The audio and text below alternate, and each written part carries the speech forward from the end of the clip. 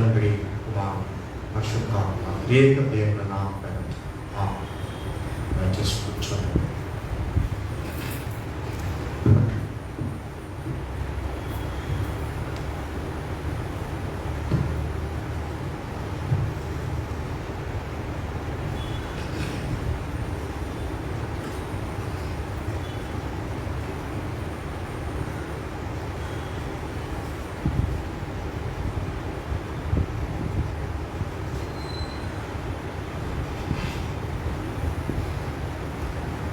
దేవుని పిల్లలారా, ఈ భౌతిక ఆరాధన కలయికలో మనము పునఃప్రారంభాన్ని చేసుకుంటాం. మానవుని క్రైస్తవ విశ్వాస జీవితంలో ఇది ఉదాహరణ. ఎంతో కాలంగా ఎన్నో నెలలుగా మనమందరము కలిసి భౌతికంగా కాకపోయినా మన గృహాల్లో మనమందరము కలిసి చేసినటువంటి ప్రార్థనకు ప్రతిఫలము ఈ భౌతిక కలయిక మరియు ఈ భౌతిక కలయికతో కూడినటువంటి ఆరాధన. మరి నేను మీకు వెల్కమ్ చెప్పాలా, మీరు నాకు వెల్కమ్ చెప్పాలా తెలియట్లేదు, కానీ ముందు మీరు నాకు చెప్పండి, తర్వాత మీరు మీకు చెప్పాలి. Thank you very much. So I welcome you all after receiving your welcome. God bless you on this positive foundation. May God bless all of us as we enter into these gates. Thanks be. ఉదయం English ఆరాధనలో ఈరోజు యొక్క ప్రత్యేకతను గురించి ఒక కోణం మనం తీసుకున్నాం. ఆ మాటకు ఈ దినం మనకు రెండు ప్రత్యేకతలు ఉన్నాయి. ఒకటి, సెప్టెంబర్ 27 దక్షిణ సంఘ ఆవిర్భావ దినోత్సవం, great celebration day. As today, September 27 is the formation day of the great CSI, which is a union and which is not a denomination. ఆ కోణం లేక ఆ ప్రత్యేకత ఉదయకాలం మనం ధ్యానం చేసుకున్నాం. ఈ ఆదివారానికి లేక ఈ దినానికి మరొక ప్రత్యేకత ఇవ్వబడింది, ఆపాదించబడింది. అదేమనగా ఈ దినం వయోవృద్ధుల ఆదివారం, సీనియర్ సిటిజన్స్ సండే. మనకు ఇవ్వబడినటువంటి అంశము ఫ్రూట్ఫుల్నెస్ ఆఫ్ ది ఎల్డర్లీ, వయోవృద్ధుల ఆదివారం. వృద్ధులు అనే మాట నాకు ఇష్టం లేని మాట, కానీ ఇక్కడ ఉన్నటువంటి మాట, మనము పలక కూడని మాట, కానీ పలకవలసిన మాట. వృద్ధాప్యం అనేది తప్పనిసరి. Old age is mandatory.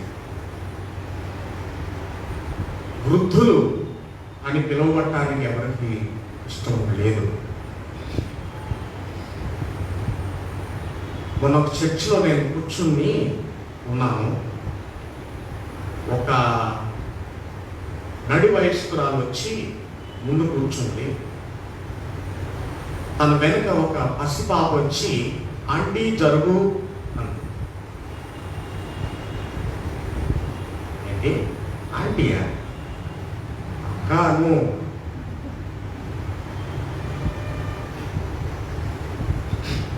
తర్వాత ఈ విధంగా చాలా ఉదాహరణలు చూస్తాం. ఎవరైనా పెద్ద ఆయన పట్టుకొని తాతగారు అంటే, ఒకవేళ ఆయన తాతగారైనా కానీ ఆ తాతగారు అని పిలువబడటానికి ఒప్పుకోరు. ఎందుకంటే ఆ తాతగారు కాదు కనుక. ఎవరికి కూడా వృద్ధాప్యం ఇష్టం. కానీ ఒక వయసు వస్తుంది, ఆ వయసులో 72 ఏళ్ళు వచ్చినా ఆయన ఏం చెప్పుకుంటాడు? నాకు 82 అని చెప్పుకుంటాడు. ఒకవేళ 82 వస్తే నాకు 92 అని చెప్పుకుంటాడు. ఆ వయసులో ఏం జరుగుతుందంటే పరిణితి సంపాదిస్తున్నాడు. అదేవిధంగా ఆ వయసులో పెద్దతనం సంపాదిస్తున్నాడు. It's not only maturity, it's elderliness అది మనం గమనిస్తాం. అదే సరిగ్గా ఇక్కడ అంశం పెట్టారు. ఏమనంటే ఫలభరిత జీవితం. Elderliness, that maturity is nothing but fruitfulness. ఆ వ్యతిరేకం, ఆ పరిణితి దేంతో సమానం అంటే ఫలభరితం అయినటువంటి జీవితంతో సమానం. మరి చాలాసార్లు మనం ఈ వృద్ధాప్యం అనగానే కొద్దిగా చులకన భావం మనం కనపరుస్తాం. కానీ ఒక రోజున మనం అందరం కూడా అదే స్థితికి వెళతాము, మనం కూడా ఆ స్థితికి వెళ్ళవలసిందే అనే మహాసత్యాన్ని మర్చిపోతున్నాం. ఆ సత్యాన్ని మర్చిపోయి ఆ పెద్దవారిని ఇష్టానుసారంగా మనము మాట్లాడుతూ ఉంటాం. ఒక్కోసారి పెద్దాయనా అంటూ మనకు నచ్చినటువంటి పదజాలంతో మనం పిలుస్తూ ఉంటాం. ఎప్పుడైనా ఆ పెద్ద మనిషి యొక్క మనోభావం, మానసిక స్థితి, ఆయన యొక్క అంతరాత్మ ఎవరైనా గమనించారా? మనం ఈ విధంగా పిలవటం ఆయనకి ఇష్టమేనా అని మనం ఎప్పుడైనా గమనించామా? వయోవృద్ధులు అంటే వయసును బట్టి వృద్ధులు, నో డౌట్. కానీ వయసు ఎవరికి లేదు? ఒక సహోదరి హాస్పిటల్లో డెలివరీ అయితే పలకరించడానికి వెళ్ళాను నేను. ఆ పుట్టినటువంటి ఆ బాబు గురించి చెప్తూ, my baby is 1 day old. నా బిడ్డ ఎంత ముసలిది? ఒక్కరోజు ముసలి, 1 day old. ఆ మాటకు వస్తే మనం అందరము ఓల్డే. We are all old somewhere or the other. దేవుని బిడ్డలారా, ఈ దినం మన చర్మం నిగనిగలాడుతూ ఉండొచ్చు, మన మనస్సు వేగంగా వెళ్ళవచ్చు, మన శరీరం మరింత వేగంగా పరిగెత్తవచ్చు. కానీ మన ఎదురుగా ఉన్నటువంటి ఆ పెద్ద మనిషి, ఆ వయోవృద్ధాప్యంలో ఉన్నటువంటి ఆ పెద్ద మనిషి మనకంటే వేగంగా పరిగెత్తాడు, మనకంటే ముందుగా గమ్యం చేరుకున్నాడు, మనకంటే పరిణితి మరి ఎక్కువ సంపాదించాడు. వాస్తవం కాదా? వాస్తవమే. కానీ ఆ వాస్తవాన్ని గ్రహించిన రోజున మనం కూడా వృద్ధులం కావాల్సిందేనా? లేక నడి వయస్సులో ఈ విషయాలు ఇత్యాది విషయాలు ఏమైనా మనం గమనించగలమా అనేది ఈ రోజున పరీక్ష చేసుకోవాల్సినటువంటి సుదినం, చక్కని తరుణం. మరి ఈ యొక్క క్లుప్త ఉపోద్ఘాతంతో మనము అంశంలోకి వెళ్దాం. The fruitfulness of the elderly అని అంటున్నారు అంశంలో. అంటే పెద్దలు ఫలిస్తున్నారట, పెద్దలు ఫలించారట,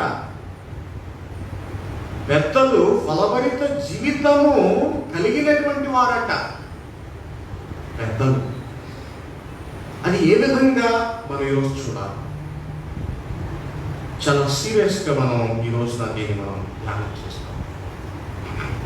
మరి వృద్ధులు అనేటువంటి మాటకు పర్యాయ పదం తండ్రి.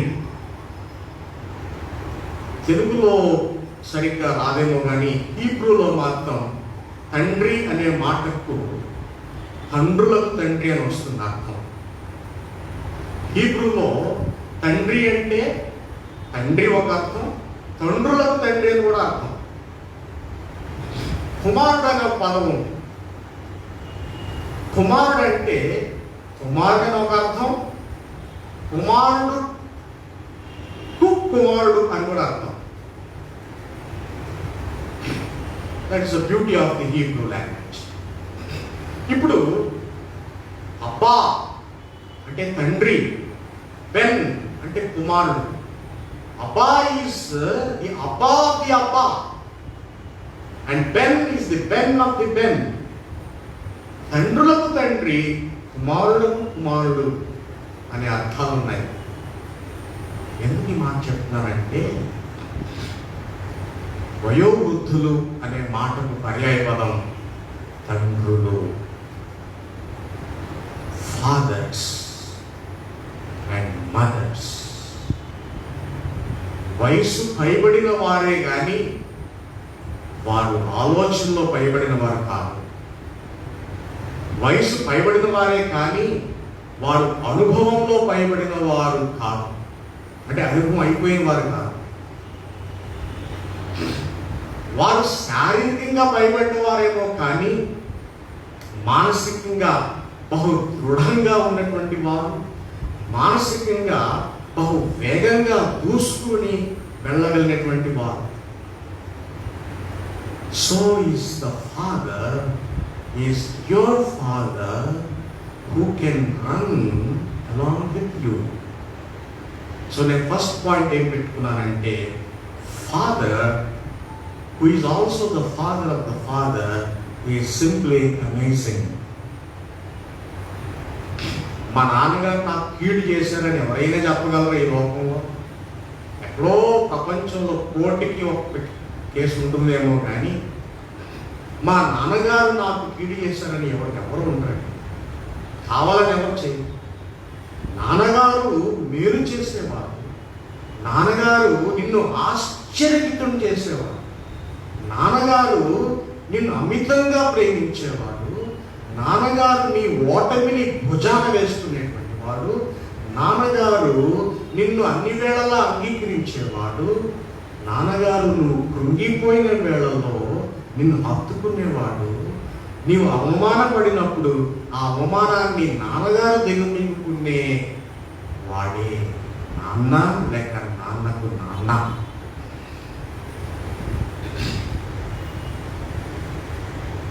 Father is simply amazing.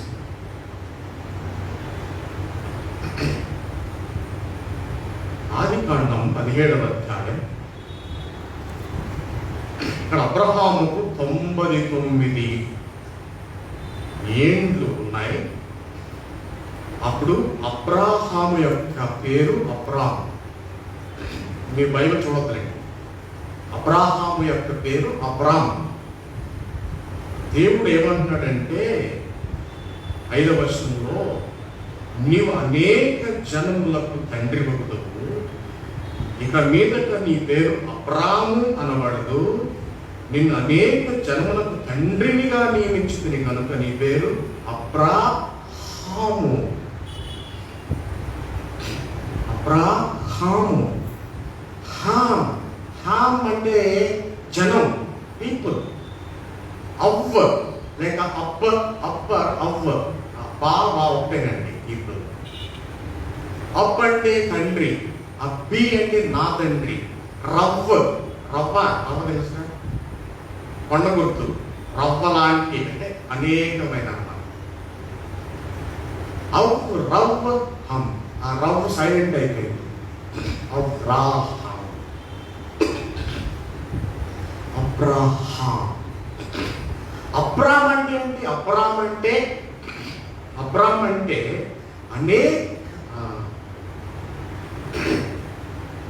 అనేక మందికి తండ్రి, అంటే గొప్ప తండ్రి. అనేక అంటే పర్యాయ పదంలో గొప్ప అని వస్తుంది. గొప్ప తండ్రివి అబ్రామ్ అంటే. కానీ ఇక్కడ దేవుడు ఏమంటే నీవు గొప్ప తండ్రివి కాదు, గొప్ప జనములకు గొప్ప తండ్రి. అది దాని అర్థం. అంటే ఎందుకు చెప్తానంటే అబ్రామ్ అనే మాట అబ్రహాముగా మార్చబడిందంటే కారణం ఏంటంటే ఈ అబ్రాహాము తండ్రి, ఈ అబ్రాహాము తండ్రికి తండ్రి, ఈ అబ్రాహాము మన యోదయ జాతికే తండ్రి, ఈ అబ్రాహాము క్రైస్తవులకు తండ్రి, ఈ అబ్రాహాము మన ఇస్లాం సోదరులకు తండ్రి, ఈ అబ్రాహాము యూదులకు తండ్రి, ఈ అబ్రహాము అందరికీ తండ్రి. అందుకే దేవుడు ఆ రోజే పేరు మార్చేశాడు. అబ్రహాం ఈ రోజు ఎలా ఉంటాడని. So he is the father, he is the amazing father. ఇప్పుడు దీనిలో నుంచి మనము తండ్రి ఎందుకు ఆయన చక్కని తండ్రి, చక్కని ఆధ్యాత్మిక తండ్రి, మనకు ప్రేమించేటువంటి తండ్రి, మనల్ని ఆశ్చర్యపరిచేటువంటి తండ్రి, మనం దీవించే తండ్రి, ఇవన్నీ కూడా మనము ధ్యానం చేసుకుంటే మనకు అర్థమవుతూ ఉంటుంది. మన తండ్రులు మనల్ని ఏ విధంగా ప్రేమించారు, మన తండ్రిని వారి తండ్రి ఏ విధంగా ప్రేమించారు, ఏ విధంగా చదివిస్తున్నాడు, ఏ విధంగా సంరక్షిస్తున్నాడు, ఏ విధంగా కాపాడుతున్నాడు, ఇవన్నీ కూడా మనం ఆలోచిస్తే simply the father is amazing. 2వ వచనంలో 7వ వచనంలో మాట చూస్తాం. దానికి 2వ పాయింట్గా నేను ఏర్పాటు చేసుకున్నాను. Father is the covenant holder. Father is the covenant holder. Covenant అంటే నిబంధన. నిబంధన హోల్డర్. హోల్డర్ అంటే పట్టుకునే ఆయన. నిబంధనను ఆయన పట్టుకున్నాడు. అంటే నిబంధన కలిగిన వాడు తండ్రి. ఇది ఎలాగో నేను ఈరోజు మనం వివరాల్లో 7వ వచనం చూడండి. చూడగలిగితే, నేను నీకును నీ తరువాత నీ సంతానమునకును దేవుడునై ఉండునట్లు నాకును నీకును నీ తరువాత వారి తరములలో నీ సంతతికి నీ మధ్య నా నిబంధనను నిత్య నిబంధనగా స్థిరపరచెదను. ఏం చెప్తున్నాడు దేవుడు? అబ్రహాము, నేను నీకు నాకు మధ్య ఒక నిబంధన ఏర్పాటు చేశాను. నిబంధన అంటే హెబ్రీయుల నిబంధన చాలా వింతగా ఆశ్చర్యంగా ఉంటుందండి. వాళ్ళు ఒక ట్రీటీ, ఒక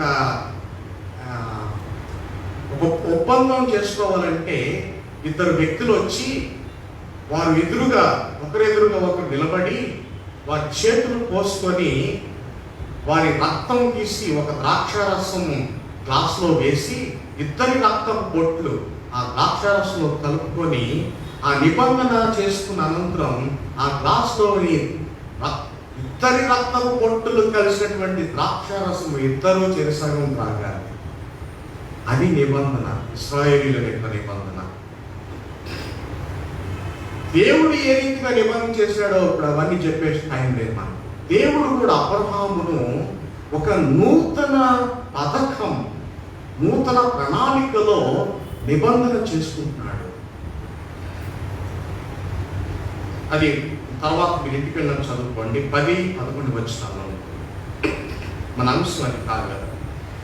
ఇప్పుడు ఈ దేవుడు నిబంధన కలిగినటువంటి వాడు, God is the covenant holder అనేది ఇక్కడ ఏ విధంగా అర్థమవుతుందంటే, దేవుడు ఏమంటే నీకును నాకును మధ్య నా నిబంధనను నిత్య నిబంధనగా స్థిరపరచదను. అంటే ఈ నిబంధన నీకు నాకు మధ్య మాత్రమే కాదు, ఇది శాశ్వతమైనటువంటి నిబంధన. ఈ నిబంధన నీ తదనంతరం నీ తరువాత సంతతి వారు కూడా నీ ద్వారా నాతో చేసుకున్నవారు. నీ ద్వారా నీ తరువాత తరము వారు నిన్ను బట్టి నాతో నిబంధన చేసిన వారు. అట్టి నిబంధన అలనాడు అబ్రహాముతో చేయబడినటువంటి నిబంధన తరువాత కాలంలో, తరువాత తరంలో, తరువాత కాలంలో తరముల వెంబడి తరముల వెంబడి తరముల వెంబడి అది ఇప్పటికీ మనకు అందుబాటులోకి వచ్చిందంటే కారణము మన ముందు ఉన్నటువంటి తండ్రి, our immediate father, who has borrowed the covenant that was rendered down the generations. That is father. అదే తండ్రి.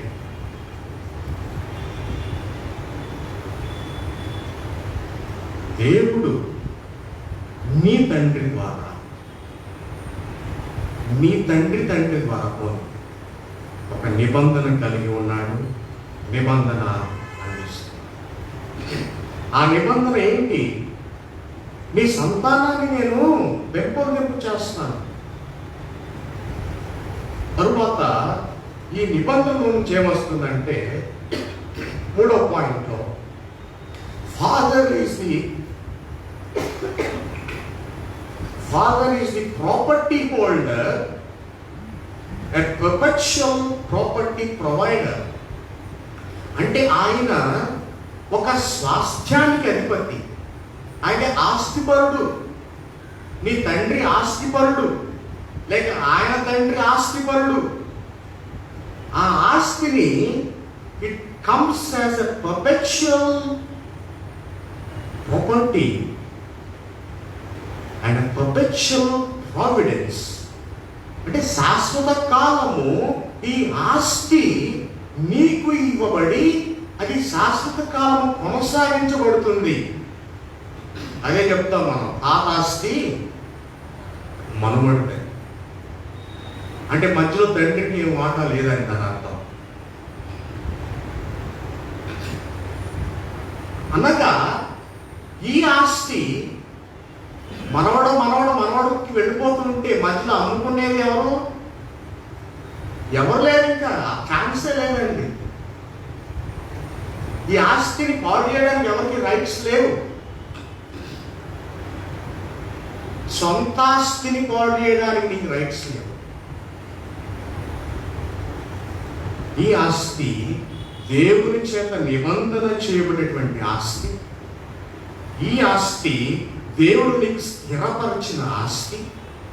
ఈ ఆస్తి నీ తదనంతరం నీ బిడ్డలకు కేటాయించబడేటువంటి ఆస్తి. కనుక father is the property holder and a perpetual property provider. ఆయన నీకు ఆస్తిని అందించేటువంటి ప్రభువు. తండ్రి అంటే ఆయనే నీ ఆస్తి. ఒకవేళ నీ తండ్రికి ఆస్తి లేకపోతే ఆయనే నీ ఆస్తి. ఎందుకంటే ఆయనలో భాగం నీ దేహం. ఇంగ్లీష్లో సామెత ఉందండి, a son is an extension of the father. కుమారుడు తండ్రి యొక్క పొడిగింపు. Father is itself or himself is the property and you inherit him. అచ్చో నాన్న పోలికే అంటాం, అచ్చో అమ్మ పోలిక అంటాం, అండ్ దట్ ఈస్ ఇన్హెరిటెన్స్. అందుకంటే ఏం కావాలండి? నీకు స్వతహాగా ఏమీ లేదు. నేననే మాటలు కాదండి, ఇక్కడ ఉంది చదవనా? ఏమనం చూడండి, 8వ వచనంలో, నీకును నీ తరువాత నీ సంతతికి నీవు పరదేశివై ఉన్న దేశమున, అంటే నీకేమి లేదని,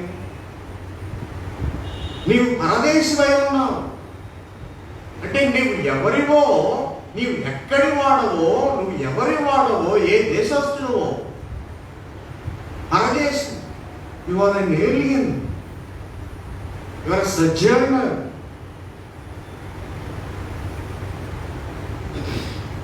But we behave as if we are owners. నీవు పరదేశివి అని దేవుడు అంటున్నాడు. నీవు ఏం చేయాలంటే, పరదేశివి కాబట్టి తండ్రి మీద ఆనుకో, తండ్రి మీద ఆనుకో, తల్లిదండ్రుల మీద ఆనుకోవాలి, వృద్ధులను గౌరవించాలి.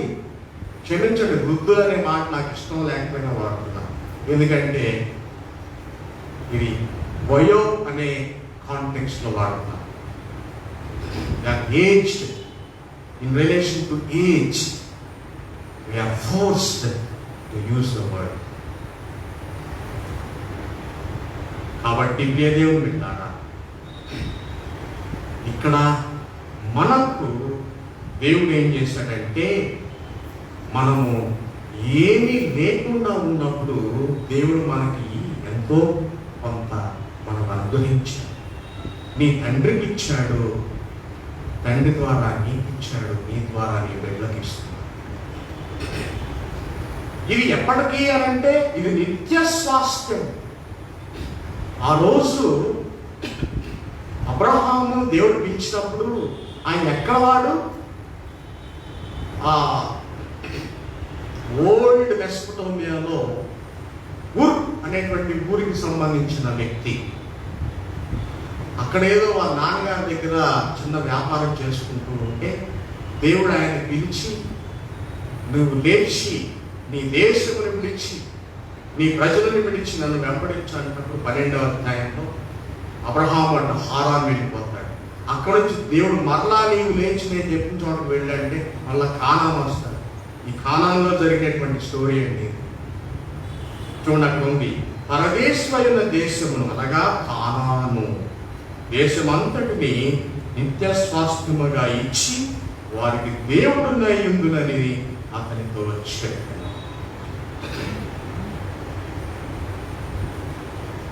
కాబట్టి దేవుడు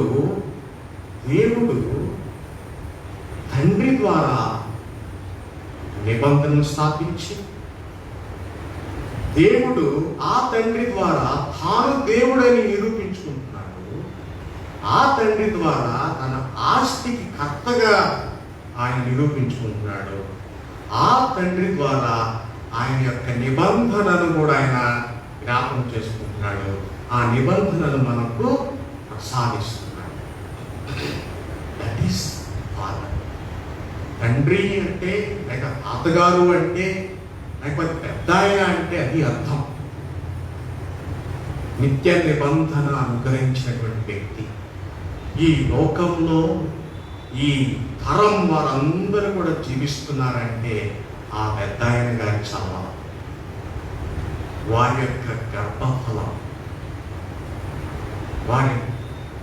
వారి చేత దీవించబడినటువంటి గర్భఫలమైనటువంటి ఆ ఫలములు మనమందరం కూడా ఈ విధంగా ఉన్నాం.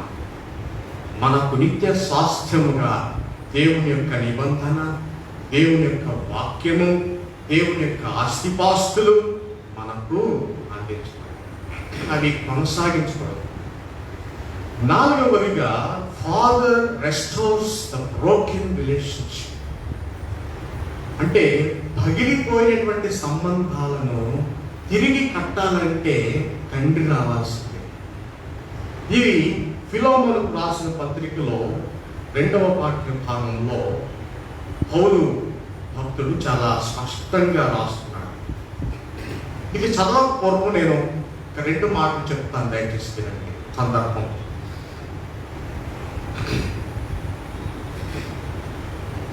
ఫిలోమోను పౌలు గారి యొక్క శిష్యుడు. ఇక్కడ ఒనేసిమస్, ఇంగ్లీష్లో ఒనేసిమస్, తెలుగులో గ్రీక్లో ఒనేసిమోన్. ఈ ఒనేసిమస్ అనేటువంటి ఆయన ఫిలోమోనుకి పని మనిషిగా ఏర్పాటు చేశాడు. పౌలు భక్తుడే పని మనిషిగా ఉంటూ, అంటే సహాయకారిగా ఉంటూ, స్లేవ్ సహాయకారిగా ఉంటూ ఏం చేశాడంటే ఫిలోమోను గారి గృహంలో కొన్ని విలువైనటువంటి పదార్థాలు దొంగిలించుకొని పారిపోయాడు. రోమ్ పారిపోయిన తర్వాత అదే సమయంలో స్వార్థ పరిచర్య విజృంభించినటువంటి పౌలు భక్తుడిని రోమా సామ్రాజ్యంలో వారు జైల్లో వేశారు. అక్కడ రోమ్ నగరానికి అనుకోకుండా 2 వెళ్ళిపోయారు. ఒక ఆయనేమో జైలుకి వెళ్ళాడు, ఒక ఆయనేమో పారిపోయి దొంగతనం చేసి పారిపోయి వెళ్ళాడు. ఆ దొంగతనం చేసి పారిపోయిన ఆయన పేరు ఒనేసిమస్. ఇప్పుడు మనము ఈ మాటలు చదువుతున్నాం. నేను ఫిలోమోనులో దాంట్లో ఒకే ఒక అధ్యాయం ఉంది. దాంట్లో 10వ వచనం చదువుతున్నాను.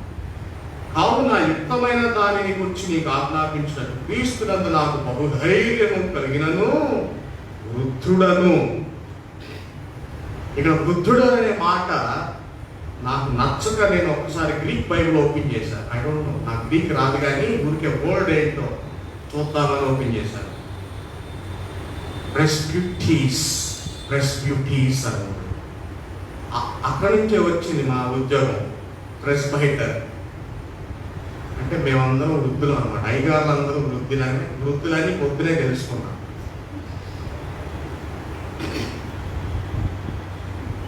నేను వృద్ధుడను అంటున్నాడు పౌలు భక్తుడు. ఆ పదం ప్రెస్బ్యూటీస్.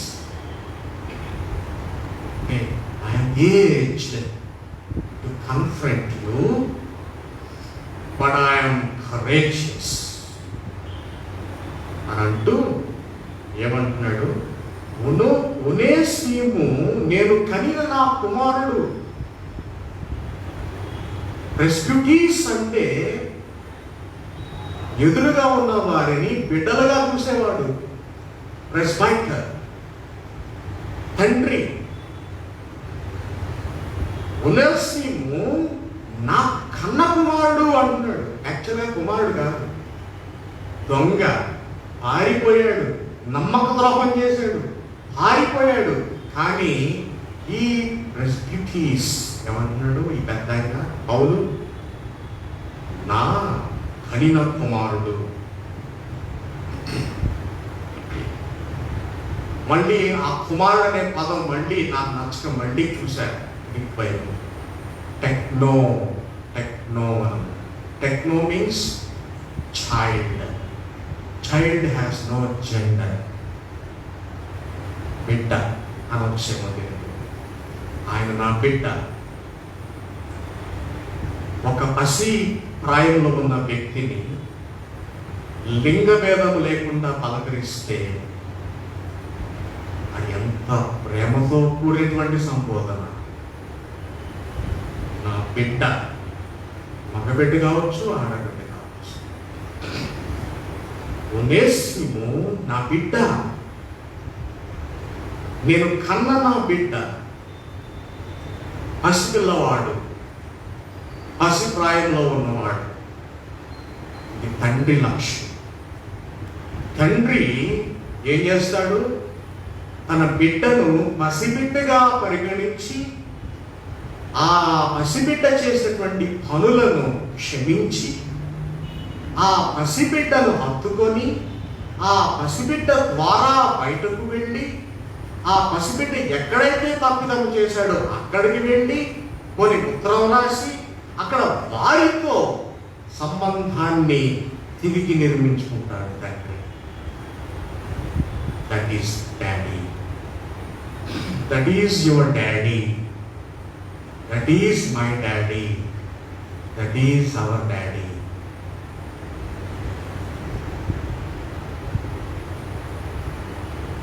ఇంత మర్మం ఉంటే మనం ఈ వయోవృద్ధులను మనము చాలా చిన్న చూపు చూస్తున్నాం. ఆ వయోవృద్ధుడు రిటైర్డ్ కలెక్టర్ అయినా, రిటైర్డ్ ఎంపీ అయినా, రిటైర్డ్ సీఎం అయినా ఒకే ట్రీట్మెంట్, బికాస్ హీఈస్ ఓల్డ్. పదవులు చూడక్కర్లేదు, ఆయన తండ్రి అని గమనిస్తే చాలు.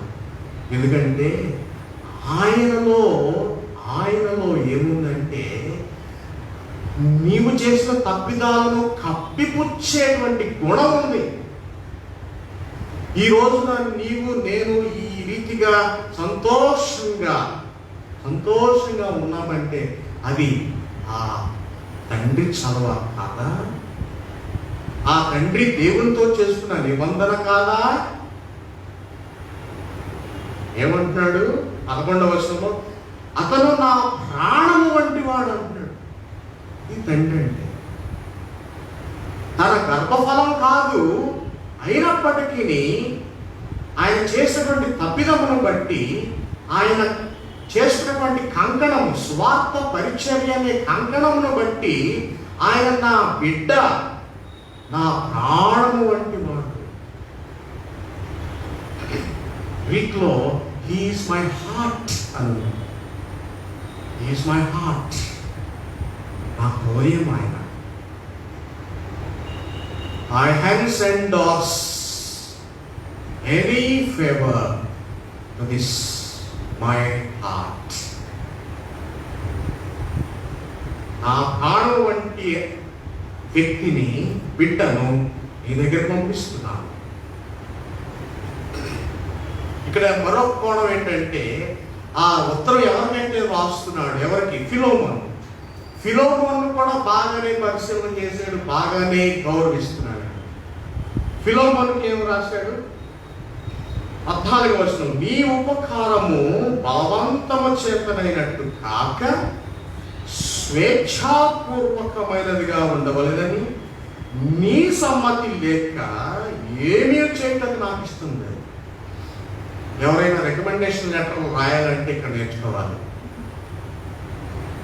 నేను నేర్చుకున్నాను. Letter of endorsements, letter of recommendations, treat both the parties. పలానా వ్యక్తిని నీ దగ్గర పంపిస్తున్నాను, నీవు ఉద్యోగం ఇస్తే ఇవ్వు, లేకపోతే ఏదో మంచి చెయ్యి, నీ చిత్తం ప్రకారం. Broken relationships are restored. పగిలినటువంటి, విడిపోయినటువంటి, దూరంగా ఉన్నటువంటి సంబంధాలు ఈ తండ్రి, ప్రెస్బ్యూటీస్, ఈ తండ్రి కలుపుతున్నాడు.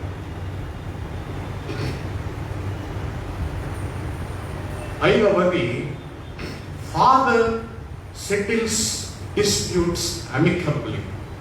అంటే ప్రేమపూర్వకముగా ఈ యొక్క జగడములు, మనస్పర్ధలు అన్నీ కూడా ఆయన తీరుస్తాడంట. 16వ వచనం చూడండి, మనం చదువుకున్నాం అదే విషయం. ఎక్కువ అతడి మీదట దాసుడిగా ఉండక, దాసుడి కంటే ఎక్కువ వాడుగాను, ప్రియ సహోదరుడుగాను, శేషముగా నాకును, శరీరమును ప్రభు విషయంలో మరి విశేషముగా నీకును ప్రియ సహోదరుడుగాను నీ యొద్ద ఎల్లప్పుడూ ఉండుటకే కబులు. అతడు కొద్ది కాలముని ఎడబాబు. అంటే అతను పారిపోయాడు కదా, రోమ్ దొంగతనం చేసి దాన్ని కవర్ చేస్తున్నాడు. ఆ రోజు అలా పారిపోవడం దేవుని చిత్తం అండి, నీకు దూరంగా ఉండడం దేవుని చిత్తం అండి. ఎందుకు ఆ ఎడబాటు ఈరోజు కలయిక జరుగుతుంది. ఈ కలయిక శాశ్వత కాలం ఉంటుంది. ఈ శాశ్వత కాల కలయిక యొక్క పీఠిక పునాది ఎడబాటు. ఆ రోజు జరిగిన ఎడబాటే దీనికి కారణం అంటున్నాడు. Settles disputes amicably.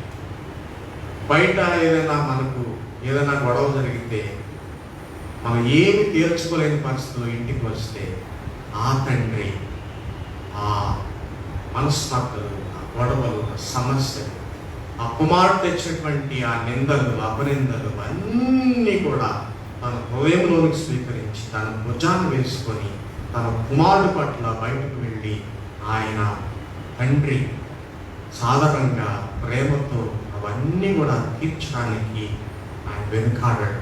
ఆయనే తండ్రి, ఆయనే తండ్రులకు తండ్రి, ఆయనే పరిణితి చెందినటువంటి వ్యక్తి. ఆ తండ్రిని ఈ యొక్క వయోవృద్ధుల ఆదివారమున మనం గౌరవించాలి. అది దేవుని యొక్క సందేశం.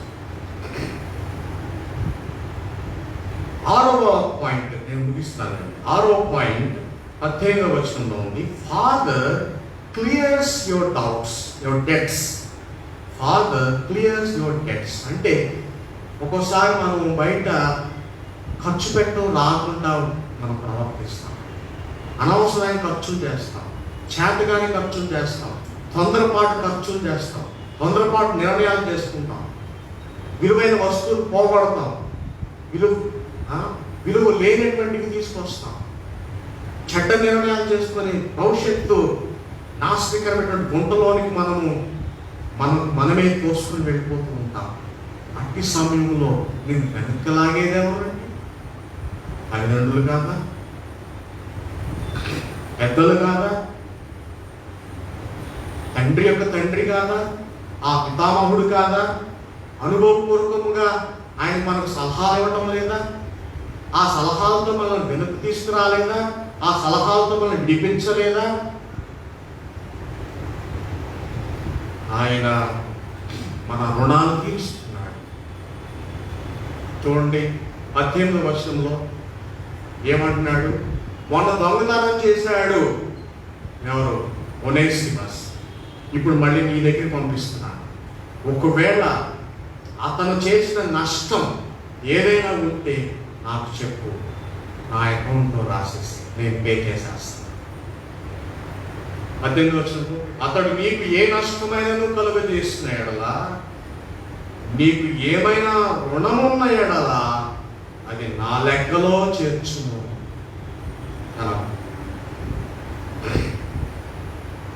ఇంకా దాన్ని ఎన్హాన్స్ చేస్తూ చాలా విషయాలు రాశాడు. టైం లేదు, నేను ముగిస్తాను. చివరికి ఏమంటాడంటే, ఈ దేవుని బిడ్డలారా, నీవు 20వ వచనంలో ప్రభువునందు నీ వలన నాకు ఆనందము కలుగ చేయుము, విశ్రాంతి కలుగ చేయుము అని అంటూ ప్రార్థనాపూర్వకముగా ఆయన ప్రార్థిస్తూ ఆయనను వేడుకుంటున్నాడు. ఈ రీతిగా ఆ తెగిపోయినటువంటి బంధాన్ని దేవుని కొరకు, స్వార్థ పరిచర్య కొరకు, ప్రేమ కొరకు, త్యాగము కొరకు పౌలు అనేటువంటి ఆ తండ్రి, వయసులో పెద్దవాడైపోయినటువంటి ఆ పౌలు చక్కని నిర్ణయంతో, చక్కని సలహాతో, చక్కని ప్రయోగంతో ముందుకు వచ్చి వీరిద్దరిని ఐక్యపరుస్తున్నాడు, వారిద్దరిని కూడా బలపరుస్తున్నాడు. అది తండ్రి యొక్క లక్షణం, తండ్రి యొక్క గుణగణం. ఆ రీతిగా తండ్రులు ఉన్నారు కనుకనే ఈ సమాజంలోని కుమారులు మంచి పొజిషన్స్లో ఉన్నారు. తండ్రులు ఉన్నారు కనుకనే బిడ్డలు వర్ధిల్లుతూ ఉన్నారు. తండ్రులు పటిష్టమైన కఠోరమైన శ్రమ, కఠోరమైనటువంటి యజ్ఞం, కఠోరమైనటువంటి విజ్ఞత, కఠోరమైనటువంటి ఆ సాధన బిడ్డలతో చేయిస్తున్నారు కనుకనే బిడ్డలు ప్రయోజకులు అవుతున్నారు. ఇది వాస్తవం. కనుక వారు పెద్దవారైనప్పుడు మనము కూడా పెద్దవారు అవుతామనేటువంటి ఇంగిత జ్ఞానంతో మనము ప్రవర్తించాలని దేవుడు మనకు హెచ్చరిస్తున్నాడు. దేవుడు బిడ్డలారా, స్వార్థ పాఠంలో కూడా చక్కని మాట మనం చదువుతున్నాం.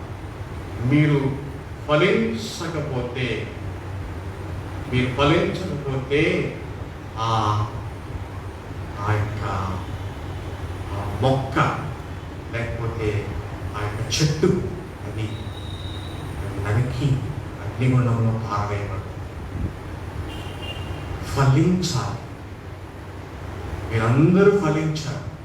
మన ముందు ఉన్నటువంటి వారు ఫలించారు.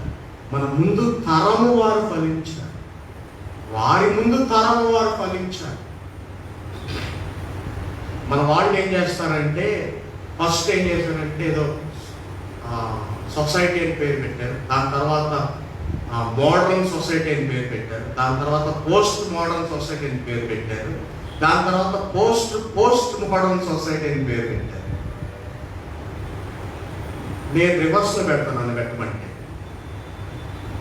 వాళ్ళు పోస్ట్ మోడర్న్ సొసైటీ అనుభవాలు వాళ్ళు లేవా? వాళ్ళు అంతగా త్యాగం చేశారు కాబట్టే కదా మనం పోస్ట్ మోడర్న్ సొసైటీలోకి వచ్చాం. మనం చేసింది ఏంటి? వాళ్ళు చేసినవన్నీ అనుభవిస్తున్నాము, ఫలాలన్నీ కూడా అనుభవిస్తున్నాము. పోస్ట్ మోడర్న్ సొసైటీ అంటున్నాం, పోస్ట్ మోడర్న్ ఫిలాసఫీ అంటున్నాం. We are at our dreams, but those dreams were dreamt by our forefathers, and we are continuing those dreams. తండ్రులకు నమస్కారం, తండ్రులకు నమస్కారం, తల్లులకు నమస్కారం, తల్లులకు నమస్కారం. మీ యొక్క అభీష్టానికి మా జీవితాలను మేము సమర్పించుకుంటాం. మీరు చివరి దశలో ఉన్నా, మేము యవ్వన ప్రాయంలో ఉన్నా, మీరే యవ్వనులుగా మేము పరిగణించి మేమే పెద్దవారుగా ఉండడానికి మీరు మమ్మల్ని ఆశీర్వదించారు. మీరే యవ్వనస్తులు, మేమే పెద్దవారు. ఫిలాసఫీలో చెప్తారు 70 దాటి చిన్నపిల్లలు అయిపోతారు. అవద్దు, మనమే చేసేద్దాం వారిని. చిన్నపిల్లలాగా మనం చూద్దాం. Let us fondle them in their old age. Let us love them. Let us treat them because they are the gods of this globe with small g. వారిని మనము పరికిద్దాం, వాటిని మనం పరికిందాం, వాటిని మనం ప్రేమిద్దాం, వాటిని సంరక్షిద్దాం, వాటిని ఆదరిద్దాం. వారే మనకు ఈ రీతిగా దేవుడు ఇచ్చినటువంటి దీవెనగా మనకున్నారు. మనం చెప్పుకున్నటువంటి ఈ విధానాలన్నీ కూడా వారి ద్వారా మనకు వచ్చాయి. Father is amazing. తండ్రి అద్భుతమైనటువంటి తండ్రి నిబంధన పట్టినటువంటి వాడు. తండ్రి ఆ యొక్క స్వాస్థ్యాన్ని కలిగినటువంటి వాడు. ఆ స్వాస్థ్యాన్ని మనకు అందిస్తున్నటువంటి వాడు. అదేవిధంగా స్వాస్థ్యాన్ని కుమారుడు ద్వారా కుమారుడికి అందించి తద్వారా దేవునికి దగ్గరగా చేర్చేటువంటి ఒక వారధిగా ఉన్నాడు. తరువాత పగిలినటువంటి హృదయాలను, పగిలినటువంటి పంథాలను, తెగినటువంటి పంథాలను, అవమానాలను, అవహేళన అన్ని కూడా కుదురుస్తూ sets right things, sets right our setbacks. ఆయన మనల్ని సంరక్షిస్తున్నాడు. ఆ రీతిగానే మన రుణాలు తీరుస్తున్నాడు. మనకు ఆర్థిక సహాయము, ఆధ్యాత్మిక సహాయం, భౌతిక సహాయం, ప్రతి విధమైన సహాయము మనకు అందిస్తున్నాడు. మనము ఈ విధంగా సంతోషంగా సమాధానంగా ఉండడానికి దేవుడు తండ్రులను లేవనెత్తాడు, తండ్రులను సృష్టించాడు. ఆ తండ్రుల ద్వారా కుమారులను ఏర్పాటు చేశాడు. ఆ కుమారుల ద్వారా కుమారులకు దేవుడు తన దీవెనను కొనసాగింపచేస్తున్నాడు. కాబట్టి తండ్రుల తండ్రులు, కుమారుల కుమారులు దేవుని స్వాస్థ్యాన్ని, దేవుని యొక్క నిబంధనను పంచుకునేటువంటి బిడ్డలు. ఆ విధంగా మనం వాక్యంలో వెళ్ళి మన స్థితిగతులను పరిశీలన చేసుకొని మన తండ్రులను, వృద్ధులను, పెద్దలను గౌరవిస్తూ మన యొక్క శక్తిని వారికి ఆపాదించి మన ఇలోక మనుగడలో మనం కూడా ఒక రోజున ఆ స్థితికి వస్తామనేటువంటి ఆలోచన కలిగి వారిని గౌరవిస్తూ ముందుకు సాగిపోవాలని దేవుడు మనకు హెచ్చరిస్తున్నాడు. మరొకసారి సీనియర్ సిటిజన్స్ అందరికీ కూడా మన సంఘం పక్షంగా హృదయపూర్వక అభినందనలు తెలియజేస్తున్నాను. Congratulations and blessings to all the senior citizens of our church and all the viewers who are also senior citizens. ప్రార్థన చేసుకుందాం. పరిశుద్ధుడా, ప్రేమమైన మీ ప్రేమను కొనసాగింపజేయడానికి